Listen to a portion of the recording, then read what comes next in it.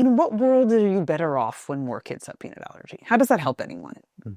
You know, and it's actually a really fascinating thing because this is an issue that is super bipartisan and no one objects to, right? Like you ask anyone, like, do you want more food allergy? And they're like, no. I don't understand why it's bipartisan.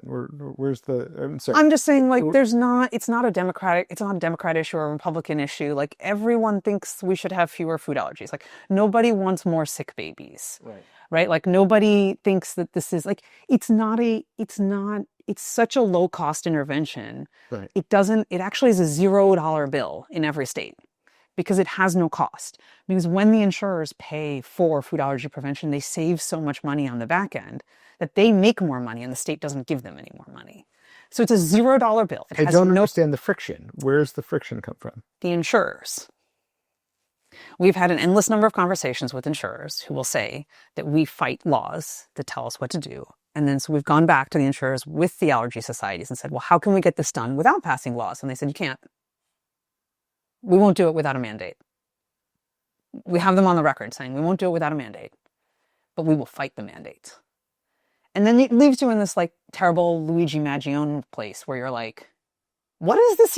What do you do here? What is insurance for? I don't understand. I struggled with this to like not get really angry. Yes. But I actually like, it's kind of fascinating, right? Because you're like, wow, we can do nothing. Like if this is a thing we can't do, maybe we can do nothing. What can the average viewer do? Because I'm also sitting here listening and saying, like, I don't know how to help. No, honestly, I've been trying to figure this out myself. I mean, the number one thing is you call your legislators, right? They do respond to what people want. What should we say? If we call them, what's the message? Well, in Pennsylvania, there are two bills, House Bill 672 and Senate Bill 978, and just say, like, I want to see these put up for a vote. All the legislators have already said they would support them and vote yes. That's not the issue. They're just not being put up for a vote. Like the insurers have succeeded in just killing the bills before they ever move. Not killing them. They're still alive technically.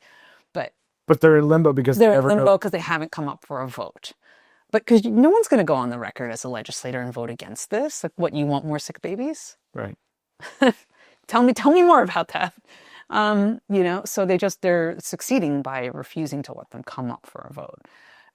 So I don't know, this is kind of where I go back to this, you know, the marketing firm or whatever else. Like I didn't want it to be necessarily this massive pressure campaign kind of thing. And I still think that would be not a thing I'm good at or know how to do, going back to risk. But yeah, if you know anyone that can talk me through how to create a massive pressure campaign, sure. I'd love to know.